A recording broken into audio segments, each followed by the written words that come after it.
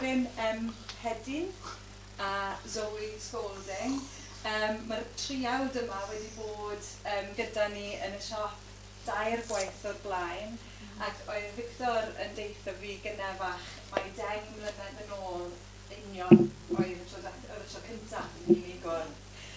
So welcome to you all here this evening. I'm really happy to see you all here, and thank you very much for turning out to spend an evening with Victor Rodriguez Nunez, Catherine Hedin, and Zoe Spalding, who are returning to Caernarfon and to Palace Prince. This is their 4th visit. Victor reminded me a few minutes ago that the first time we met was exactly 10 years ago from now. It happens to be Independent Bookshop Week this week, which is a week to celebrate independent bookshops all around the... Bravo! And it's a lovely feeling to over this week to be part of such a great group of independent booksellers all around, around Wales and the rest of Britain, and we're all championing each other and championing independent bookshops on high streets all around the UK. Everybody, everywhere, has got lots of different events going on, and this is one of the events that we have this week. So I'm not going to say any more, but I'm going to ask Zoe, Catherine and Victor to tell you a little bit about themselves and read some poetry. Okay. Thank you all for coming. I'm going to be introducing briefly Zoe Spalding to you. She is, can everybody hear me? Okay. She is a professor of poetry and creative writing at the University of Bangor, and she has published many books. Her latest is A Marginal C, which is shortlisted for Wales Book of the Year. Is that right? Okay, good. And, yes, bravo! Fantastic book available over there at the table. And I've also had the privilege and honor to work with her on a very unique, important anthology that's just come out with Shearsman. It's called Poetry's Geographies, a transatlantic anthology of translations. And she's going to speak a little bit about that and then read. So welcome, Zoe. Thank you very much. And diolch yn fawr, Palace Print. And okay, so what I'm going to do is, first of all, talk about this is because we're actually talking about several books. And we're going to be weaving between them. So Poetry's Geographies was a project that came about through a conversation between me and Kate in 2018, and we realised that translators in the UK and North America didn't have so much to do with each other, and we were interested in making an anthology that would be a kind of connection between different worlds, different ways of being in the English language. And what we did was we invited translators on either side of the Atlantic to in turn choose poets to be part of an anthology. So the translators chose who to translate. So the poets in the anthology are maybe not particularly kind of representative of a geographical area, but they show these interesting lines that connect the geographical points in perhaps unusual ways. And so we have poets from Palestine, from South Korea, from Russia, from Mexico, from Sweden. We have translators who chose to translate kind of historical texts. For example, in Persian, we have Erin Murray in Quebec translating Chus Pato in Galicia.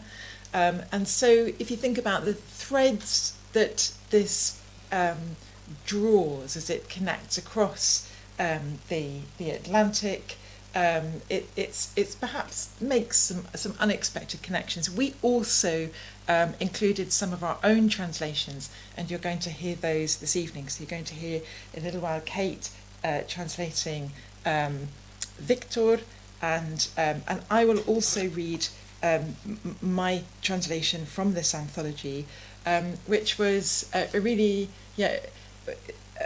interesting one for me to do, because it's of the French poet Frédéric Fortet, and he is a member of the Oulipo group of writers, the Ouvroir de littérature potentielle, and they are particularly fascinated by mathematical constraints.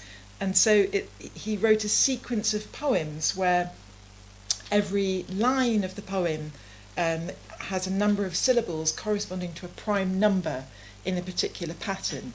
Yes, and I'm not actually a very mathematical person at all, but I sort of worked out this structure and translated it to the same constraint, and it's from a collection called Dire Ouf, and this is his response to the San Francisco indie group Dire Ouf. And so it's a kind of Dire Ouf, and Dire Ouf comes from a phrase in French where you say you're kind of rushing so much you don't have time to say ouf. You don't have time to take a breath, or you're in this sort of relentless activity, and so I'm going to read a poem from this sequence. And then I'll read a little bit from A Marginal Sea. Yeah. So it's called, every poem in Fortet's collection takes the name of a Dire Ouf song. This one is Hearthbird. Conversation in the distance, outside it may be war, but you are so light, boy, girl, light, oh, recorder. And someone's wound up, then calms down, calm again, dreams in feathers of a mobile on the ceiling, like an angel on the ceiling. There's a spring, a box that sends us off to sleep. The same night, a nest made to measure double bed, and you imagine a school of fish rising from its benches, flooding the room.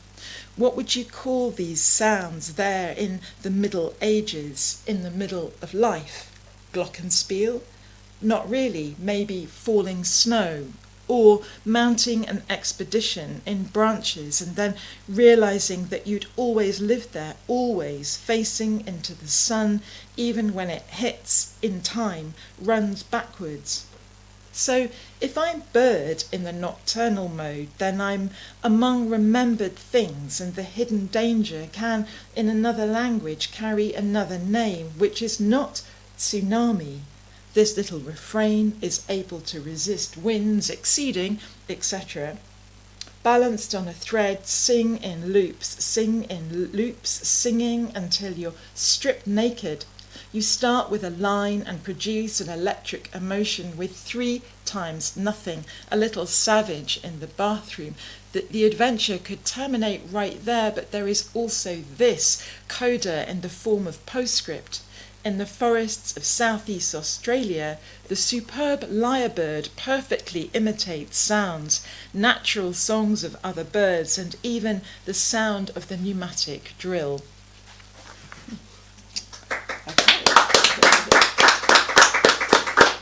Thank you. So, Frédéric Fortet, and then I'm going to read just a couple of poems from A Marginal Sea. So a lot of it thinks about the Irish Sea as a marginal sea of the Atlantic Ocean, and so it has various journeys in it, and some of them are real and some of them are imagined. And one of the imaginary journeys is one to Cuba, and so this is somewhere. Yes, I've never been. So this is how we're kind of connecting this reading together. You'll see, and quite a few years ago, I wrote a series of poems where I went for a walk with a map of a place where I wasn't. So I take the wrong map deliberately and try and navigate somewhere with it. And then more recently, I got asked to do this again for a radio program, and I thought, this was something I was doing years ago. And how do I think back to that moment when I was doing this? But because I was in touch with Victor and Kate and thinking about this, I suppose, the sort of what it means to be on an island in all sorts of ways. Which island? I live on the island of Anglesey, but there's also the other island that that we're on now, and which has been through all sorts of changes in recent years. Some of them very difficult ones, and so I thought I would go to Newborough Warren and take a map of Havana with me. And so it was kind of reenacting a process I'd used previously. So I read that one, and then I'll read the closing poem of the collection. So, and it starts with an epigraph from Reina Maria Rodriguez, translated by Margaret Randall. See that you don't abandon them. Islands are imaginary worlds. Cut from the sea, they journey in the loneliness of rootless lands. Newborough Warren with map of Havana.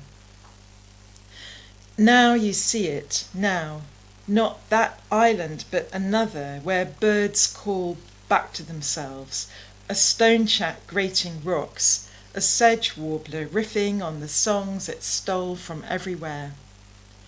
I'm trying to make this up out of the real. How can we live when we're all at sea?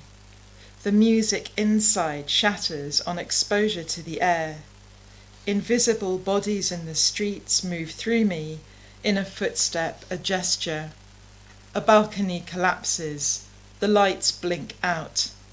Feet slide on sand and small roots off the edge of a map where land is, churned to waveform under wind.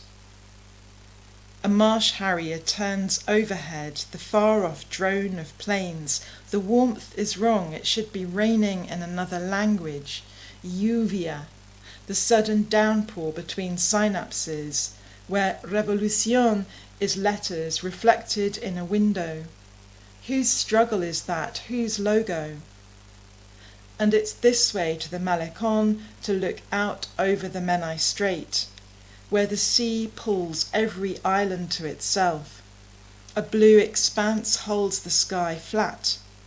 An apparition of ponies shimmers into something you'd believe in, their furious hunger, teeth locked on tufts of dune grass, while underground the rabbits hollow out the dark. And that's my shadow where a compass needle falls. Okay.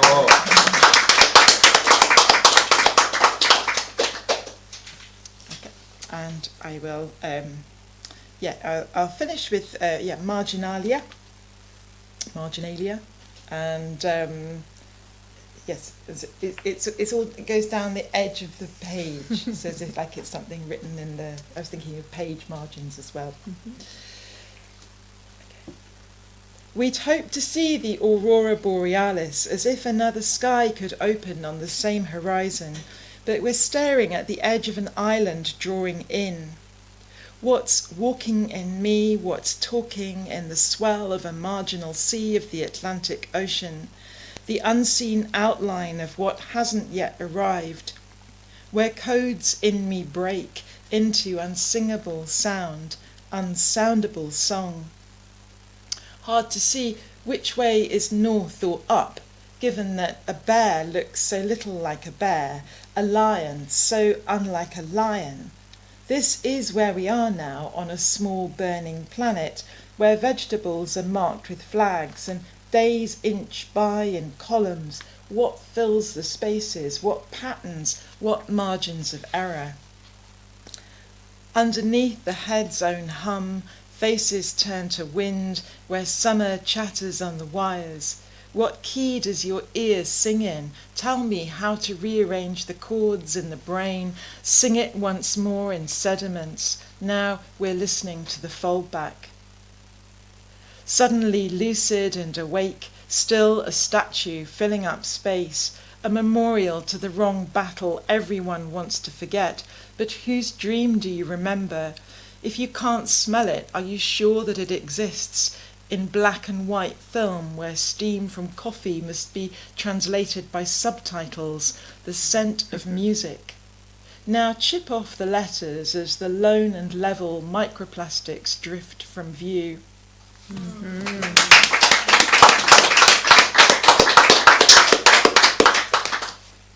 Okay, thank you very much, diolch yn fawr.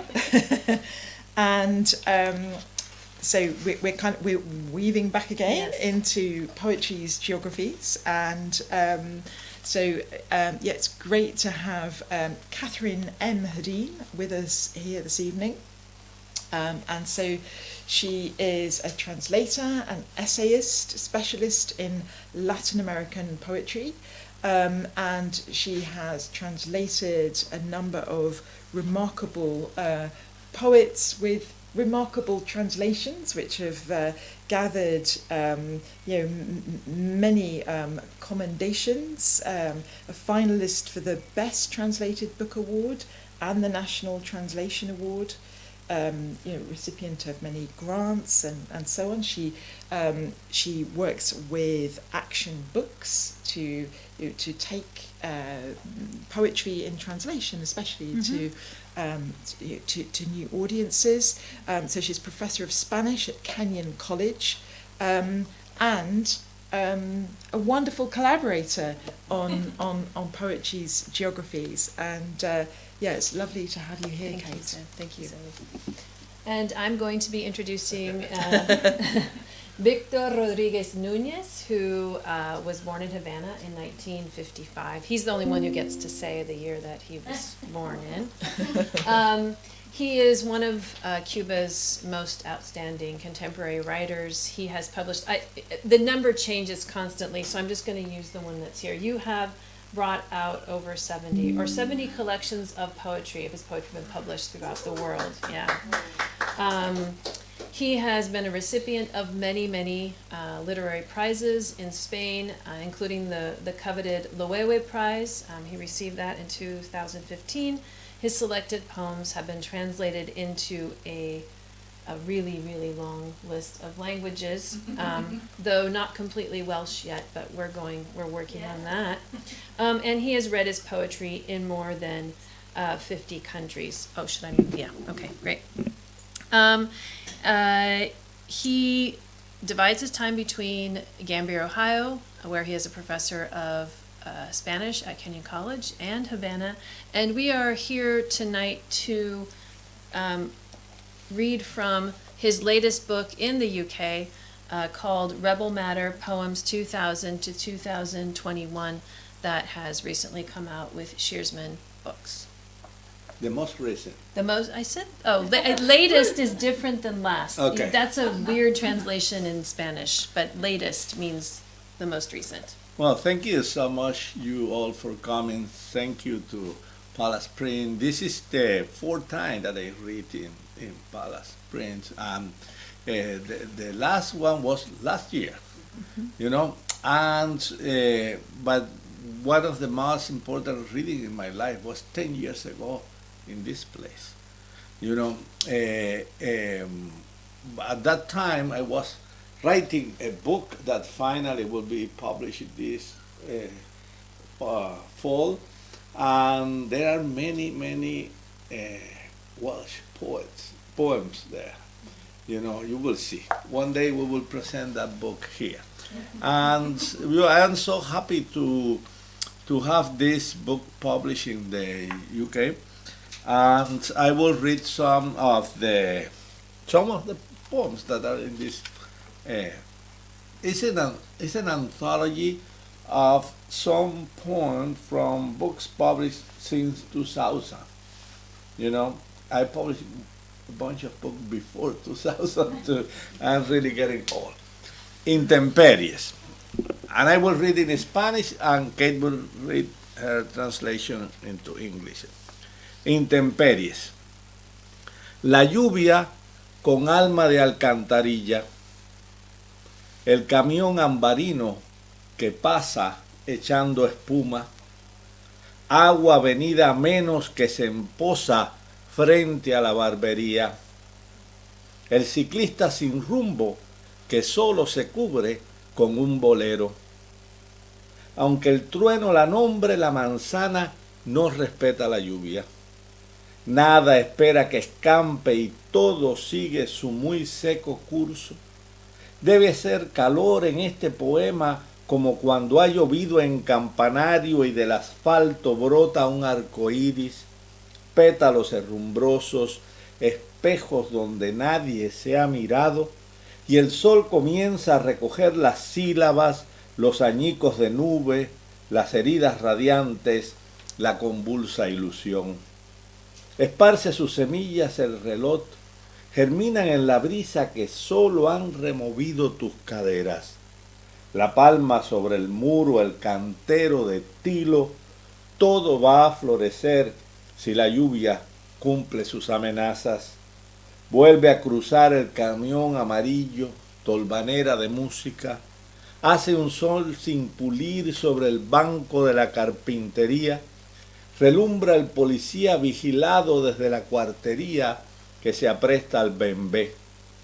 Mas la lluvia cumple sus amenazas. Cuando dice a llover, la selva de recebo arroja a sus mamíferos. Una capa morada puede ser un signo de distinción, una letra en cursivas. Menores y mayores se pelean el chorro de una canal en uso por milagro, sin dudas. Alguien sobre un cartón hace surf en las olas de la calle San Lázaro. Es el único instante en que sabemos que resistirán las ruinas del futuro. Inclemencies. Rain has the soul of a sewer. The amber truck passes by spewing foam. Water fallen on hard times stagnates in front of the barber shop. Wandering cyclist wrapped only in a bolero. Though thunder names it, the apple doesn't heed the rain. Nothing waits for it to stop, and everything follows its dry course. It must be hot in this poem, like when it's rained on Campanario Street, and a rainbow springs up from the asphalt. Rusty petals, mirrors that never reflected a glance, and the sun begins to gather syllables, bits of cloud, radiant wounds, shaky illusion. The clock scatters its kernels. They sprout in the breeze, stirred up only by your hips. Palm tree above the wall, bed of linden, everything will bloom if the rain carries out its threats. The yellow truck passes by again, music's dust storm, an unpolished sun beats down on the carpenter's bench. The policeman glows, eyed from the tenement, preparing for the bembe. Yet the rain carries out its threat. When it rains, it pours. The adobe jungle throws off its mammals. A purple raincoat might be a sign of distinction, a cursive letter. Young and old fight over the stream of a working gutter, miraculously, no doubt. On a piece of cardboard, someone surfs the waves of San Lázaro Street. It's the only moment when we know they'll resist the future's ruins.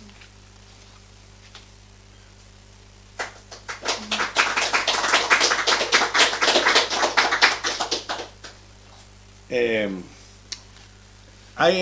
my latest books, my latest poems, I pay a lot of attention to space. I don't care about time anymore. You know, modern poetry has paid a lot of attention to time, but have many times neglected space. And I often neglected space. I'm more interested in space than in time. And I will read a couple of poems from a book that was talk about public space and private space. You know, this is a public space, Malecón, one of the most famous street in Havana. And so I mentioned in her poem, Malecón. El ruso con arpón y la santera pisan fuerte sobre la savia de Flamboyán. No hay sentido común, solo hollar la belleza. Él ensartará su cubera de oro coleando en el agua enjabonada. Ella se casará con su turista encantado con la simetría de los pechos.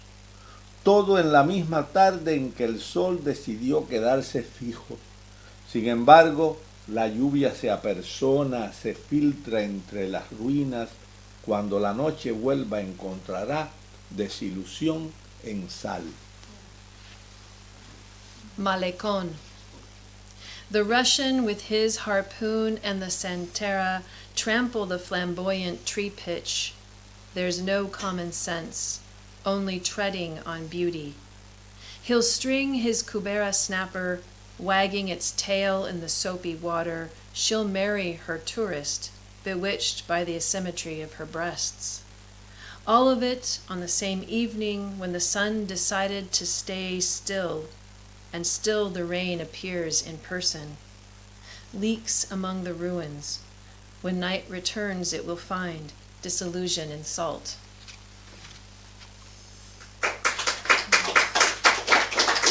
Thank you. This is 27 Mallard Point. That's it. Private. Private space? Yes. That Zoe knows, and Alan does too. And Mia, yes.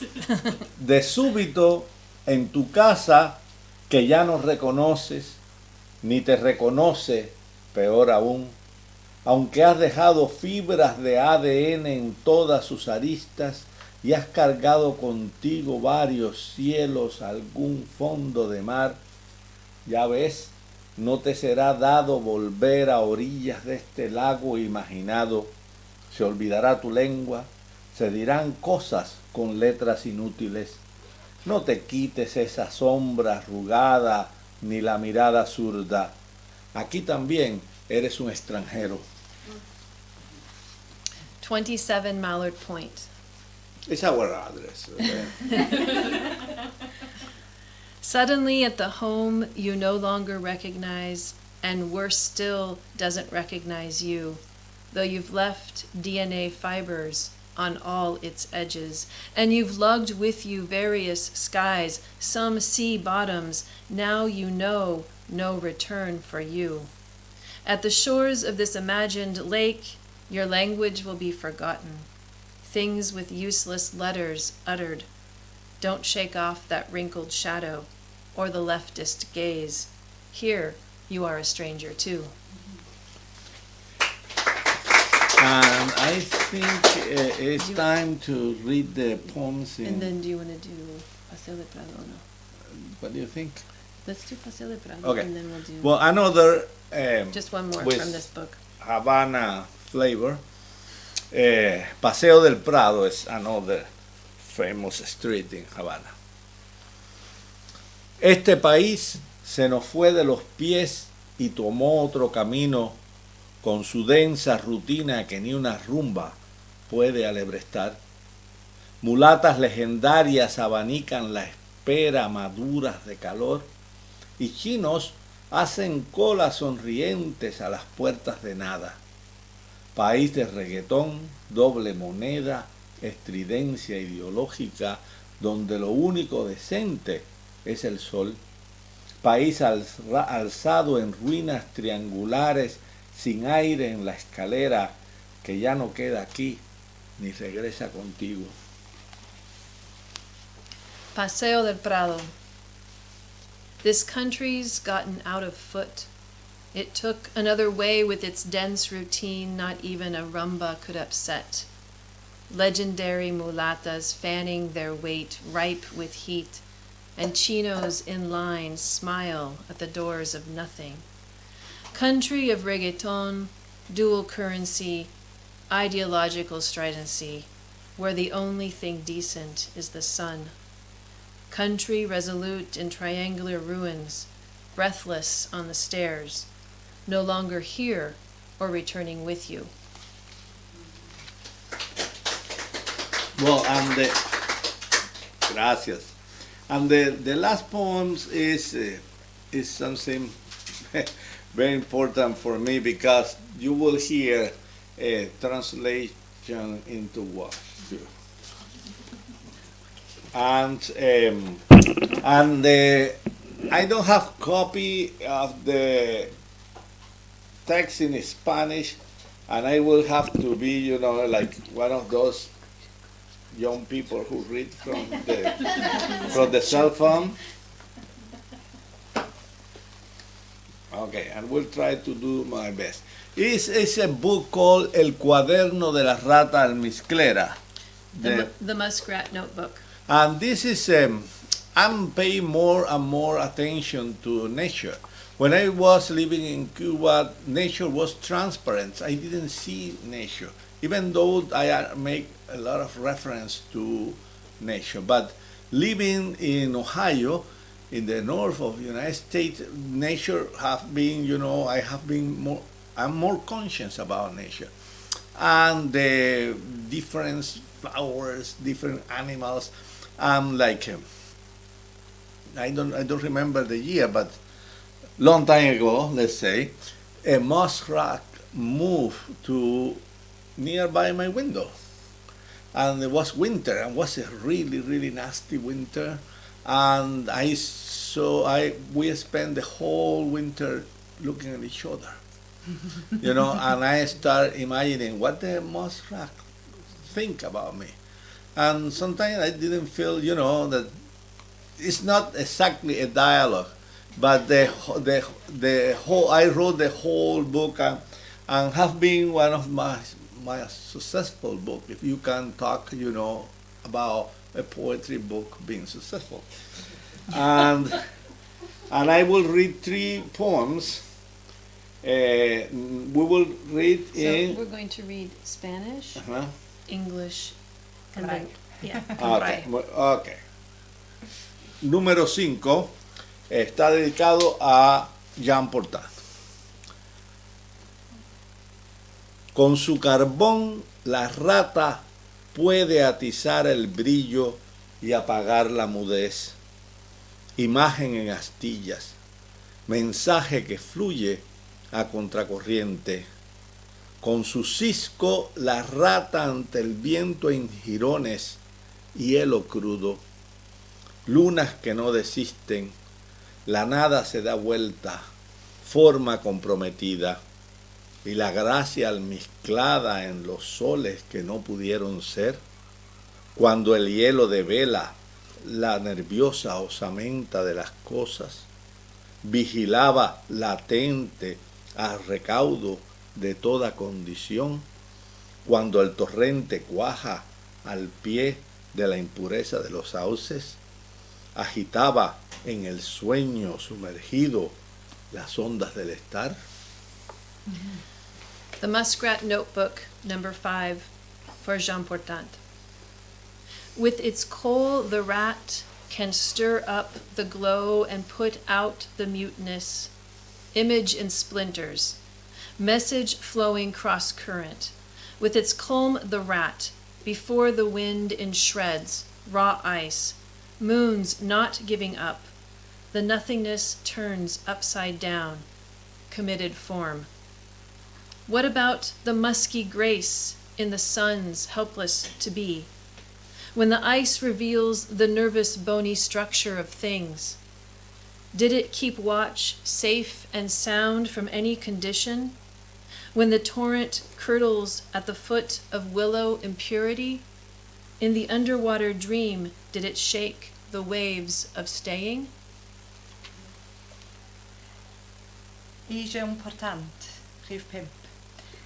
Gyda'i lwmp o lo, gall y llygoden fawr borthi'r disgleirdeb a diffodd y mydandod. Delwedd mewn ysgyrion, neges sy'n llifo yn erbyn y cerynt. Gyda'i lwmp o siarcol, mae'r llygoden fawr o flaen y gwynt mewn darnau rhew amrwd, lleiadau sydd ddim yn rhoi'r gorau, y dim sy'n troi, ffurf wedi ei gyfaddawdi. A beth am y gras mwsglyd mewn heiloedd na allent fod, pan mae'r rhew yn datguddio esgyrn yn nerfus y pethau. Gedwais di olwg ynghydd a gwyliadwrus ym mhob cyflwr, pan fo'r llif yn ceilo wrth droed am hireddau'r helyg, pan drown a throswng yng nghwsg tanddwr tonnau bodolaeth. Wonderful.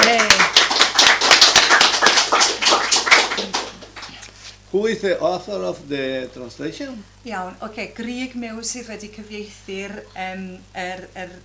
cerddi yma, ac yn anffodus dydy Grieg ddim yn gallu bod gyda ni heno. So ar y funud ola mi nes I gytuno i'w darllen nhw. So dwi'n gobeithio bod fi'n gwneud cyfiawnhad yn nhw I chi. 19. La lluvia labra aceras, guijarros que germinan, elevando los aromas de nunca. A la lluvia le gruñes modo dórico, le flameas la cola roja y blanca, demarcas su desvelo. La lluvia tiene labios cuarteados, posas para el arrojo, alma sin encarnar. Llueve toda la noche decimal, sin gota de tormento. En el aire fangoso el rayo es una larva. El ritmo se reseca, cuadricula, se anula la crecida de una vez. Arena entre las manos en la aurora renuente. Asiduo a su silencio que sonríe, no dejas de croar. 19. The rain works sidewalks, germinating pebbles, raise the never aromas, you growl at the rain, Dorian mode, you wave your red and white tail at it, mark off its sleeplessness, the rain has cracked lips, puddles for bravery, soul not incarnate, it rains the whole decimal night, no torment drop in the muddy air, the ray is a larva, the rhythm dries up squares, overshadows the swelling once and for all, sand in hand in the reluctant dawn, anchored to its smiling silence, you don't stop croaking. 45. Mae'r glaw yn naddu palmentydd, cerrig sy'n egino, codi aroglau di-amser, rwyt ti'n chwyrnu ar y glaw, y modd dorig, ti'n chwifio'r gynffon goch a gwyn, yn darnodi ei anhunedd, mae gan y glaw efusau craciog, pyllau i'r dewrder, enaid anghorfforol. Mae'n bwrw glaw trwy'r noson ddegol, heb ddiferun o artaith yn yr air mwdlyd. Y fellten sy'n gynrhonyn, y rhythm sy'n sychu'r rhwyll, diddymur y llifogydd ar unwaith, tywod rhwng y dwylo yn y wawr anfoddog, yn glynu at ei dawelwch gwenog amharod, dwi ti ddim yn peidio crawcio. Wonderful. So, and the last piece is 23. Al rojo muerto aguardas la hora de cruzarte. La penumbra gotea con la arena y su miel matemática, las reservas de insomnio en su nivel más bajo como el crudo, las recónditas aguas vertiéndose desde el labio mordido, rendijas del deseo, la noche echando chispas, el dilema que viene con el alba y te avena del sueño. La vida es como un río de Oregón, se termina en espuma, en estanque súbito. La cola de los vientos almizcla, los esfínteres abren, saltos de desove a contracorriente. La lluvia es la evidencia de que se debe remendar el cielo. 23. Red dead, you wait for it to be time to crossbreed. The penumbra drips with sand and its mathematical honey, insomnia supply at its lowest level like crude oil. The out-of-the-way waters pouring from the bitten lip, desire slits, night throwing sparks. The dilemma comes with the dawn and drains your sleep. Life is like an Oregon river. It ends in foam, in the sudden pond. The wind, corolla musks, the sphincters open, leaps of spawning cross-current. Rain is the proof the sky needs mending. 23. I'r coch marw, disgwylia yr awr I ymgroesi. Mae'r gwyll yn diferu tywod a'i fel mathemategol, yng nghronfeydd anhunedd, ar ei lefelau isel fel olew crai. Y dyfroedd anghysbell, a'r llwysant o'r wefus gnoedig, bylchau chwant, y nos yn taflu gwreichion, y ddilema a ddaw gyda'r wawr. A dy gwsg blawd ceirch, mae bywyd fel afon yn Oregon, yn gorffen mewn ewyn, yn y pwll cyflym. Corola'r gwyntoedd mwsg, y sfincterau'n agor, llamau silio yn erbyn y cerynt, y glaw yw'r dystiolaeth, fod yn rhaid trwsio'r awyr. Muchas gracias, muchas gracias.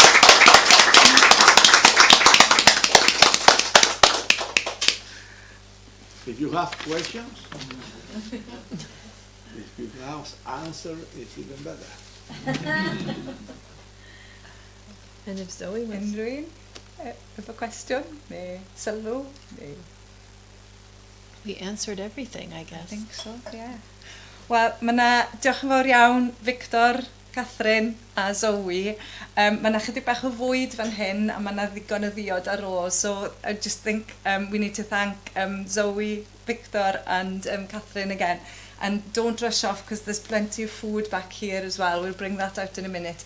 And obviously there's some drinks as well. So if you want to ask anybody any questions, I think we'll just all sort of do it informally over a glass and some food. OK, diolch yn fawr iawn I chi gyd. Diolch yn fawr iawn.